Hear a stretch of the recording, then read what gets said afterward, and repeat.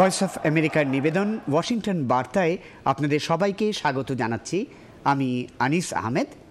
আজকে আমাদের আলোচনার বিষয় হচ্ছে মিশরের পরিস্থিতি, আর এই আলোচনায় আমার সঙ্গে যোগ দিয়েছেন সহকর্মী শামীম চৌধুরী। আর আজকের এই আলোচনায় আমাদের সঙ্গে আছেন BDnews24.com এর সিনিয়র এডিটর এবং ওয়াশিংটন সংবাদদাতা আরশাদ মাহমুদ। শামীম, এখানে বোধহয় একটা কথা বলা আমাদের দরকার যে মিশরের পরিস্থিতি এখনও অনেকটা তরল, বিশেষত ঘটনা চলছেই, এবং যে মুহূর্তে আমরা এই অনুষ্ঠানটি রেকর্ড করছি তারপরেও ঘটনার হয়তো পরিবর্তন ঘটতে পারে। তবে আজকের আলোচনায় মূলত আমরা আলোকপাত করব এর যে প্রভাব সেই অঞ্চলে এবং সারা বিশ্বে, এইসব বিষয় নিয়ে, তাই তো? হ্যাঁ, সে তো অবশ্যই। আমরা বোধহয় একটা সামগ্রিক চালচিত্র তুলে ধরতে পারি আমাদের দর্শকদের কাছে। একটা ব্যাপার তো স্পষ্ট যে মিশরে একটা গণবিক্ষোভ হয়েছে, একে গণ আন্দোলনও বলা যেতে পারে।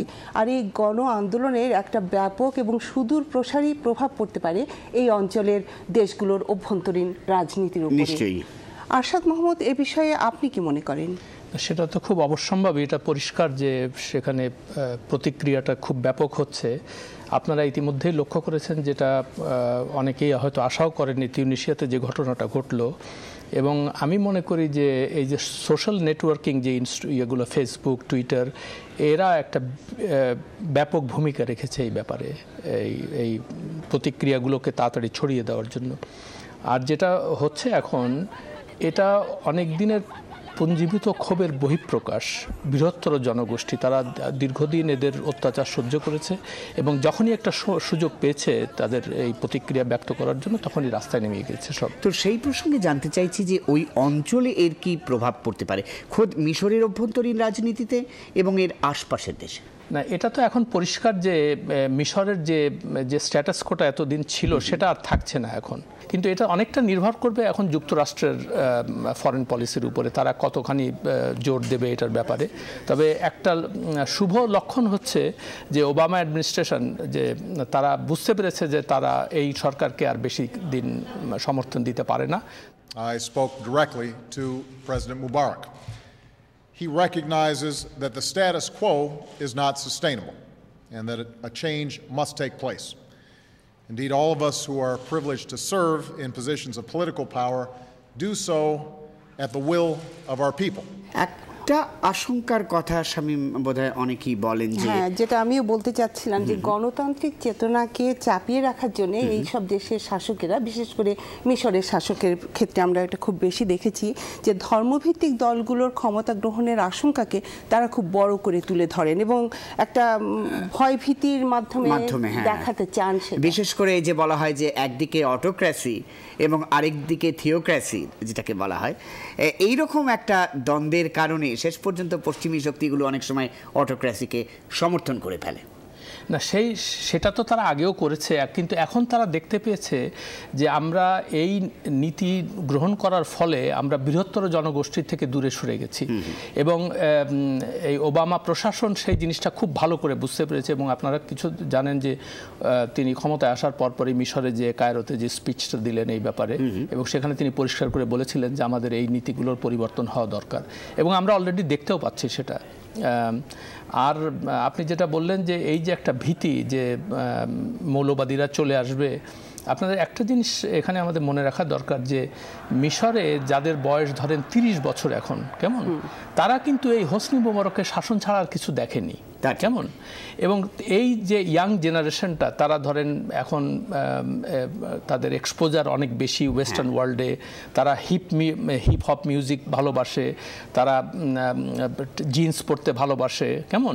তবে এই আমার ব্যক্তিগত ধারণা যে এই যে তাদের যে আশঙ্কাটা, কেমন, যে মৌলবাদীরা চলে আসবে, এটা মনে হয় খুব একটা জোরালো ভিত্তি নেই। কিন্তু এই আশঙ্কার ব্যাপার শামীম, আপনি হয়তো লক্ষ্য করেছেন যে ইয়েমেনে একটা সমস্যা দেখা দিয়েছে এবং সেখানে বিশেষ করে আল কায়দার একটা প্রাধান্য রয়েছে। আবার মিশরে ধরুন ইসলামিক ব্রাদারহুড আছে।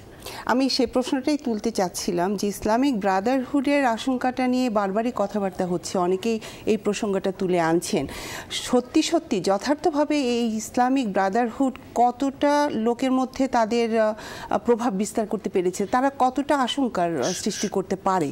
সত্যি কথা বলতে কি যে একটা ক্লোজ সোসাইটি হলে যা হয়, আমরা মিশরের পরিস্থিতিগুলোকে তো ওইভাবে আর অন্যান্য দেশের মতো জানতে পারি না, বিকজ ডেমোক্রেসি না থাকলে যা হয় আর কি, সেখানে সংবাদপত্র বা সংবাদ মাধ্যম তো ফ্রি না, ফলে তাদের যে প্রভাব কতখানি বেড়েছে বা কমেছে সেটা জানার কোনো উপায় নেই। কেমন এখন বোঝা যাবে যখন আস্তে আস্তে এই মানে মানে ওপেন হবে আর কি, নিউজ পেপার ওপেন হবে, মানুষের মতামত প্রতিফলনের জন্য আরও বিভিন্ন কি বলে ওপেনিংস থাকবে, কেমন তখন আমরা সেটা বুঝতে পারবো। কিন্তু এখন আপাত দৃষ্টিতে মনে হচ্ছে তাহির স্কোয়ারের যে যারা সমবেত হয়েছেন গত 10 দিন থেকে, তাদের মধ্যে কিন্তু ইসলামিক তরুণরাই বেশি, এবং ইসলামিক ব্রাদারহুড যে একটা অলরেডি ড্রাইভিং সিটে চলে গেছে তা না, সেখানে আপনারা আল বেরাদেইকে দেখতে পাচ্ছেন, এবং অনেকে এখন তার কথাও বলছেন বিকজ তিনি একজন মডারেট ব্যক্তি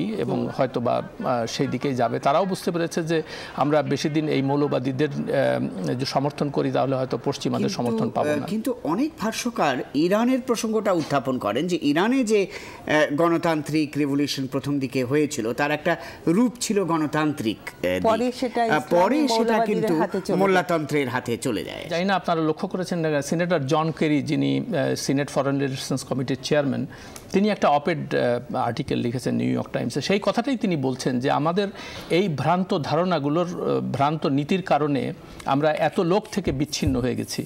অর্থাৎ তিনি বিশেষ করে ইরানের কথাই বলেছেন যে ইরানের এই আমরা ঠিকমতো বুঝতে পারিনি জিনিসটা, এবং আমরা আপনারা জানেন যে তিনি ডেমোক্র্যাট এবং প্রেসিডেন্ট ওবামার একজন ঘনিষ্ঠ, এবং তিনি নিজেই স্বীকার করছেন যে আমাদের ওই ধারণা আমাদের নীতিগুলো ভুল ছিল, এবং আমরা ওর থেকে এখন শিক্ষা নিয়ে আমরা চেষ্টা করব যাতে করে গণতান্ত্রিক যে অ্যাসপিরেশনগুলো আছে মানুষের, কেমন সেইটাকে সমর্থন দেওয়া, এবং তাহলেই হয়তো মানুষের বৃহত্তর জনগোষ্ঠীর সমর্থন আমরা পাবো।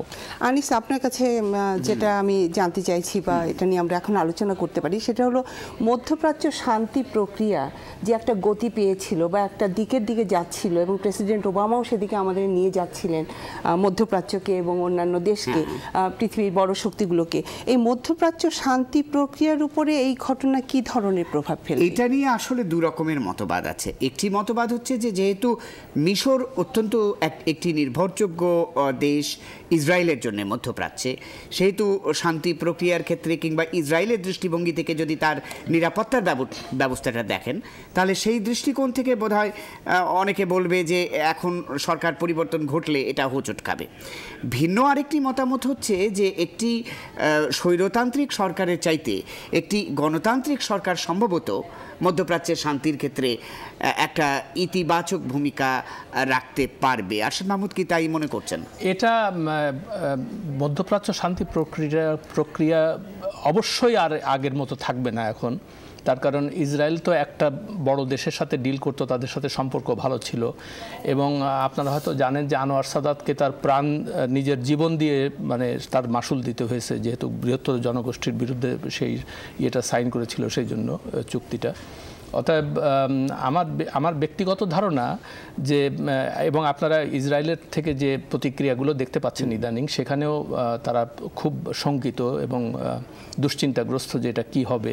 তবে সব কিছু নির্ভর করছে যে আগামী কয়েকদিনে কী ঘটনা ঘটবে সেটার উপরে। সামগ্রিকভাবে আমরা বোধহয় এটা বলতে পারি যে গণতান্ত্রিক যে একটা চেতনা লক্ষ্য করা যাচ্ছে মধ্যপ্রাচ্যে, সেইটা মধ্যপ্রাচ্যের দেশগুলোর জন্য একটা আশার আলো নিয়ে আসছে। সেটা তো অবশ্যই। আপনারা দেখেন অলরেডি ইয়েমেনের যে প্রেসিডেন্ট তিনি বলেছেন আমি আর ইলেকশনে যাব না, এবং জর্ডানের যে কিং তিনি তার মন্ত্রিসভাকে বরখাস্ত করেছেন। তো এটা তো অবশ্যম্ভাবী।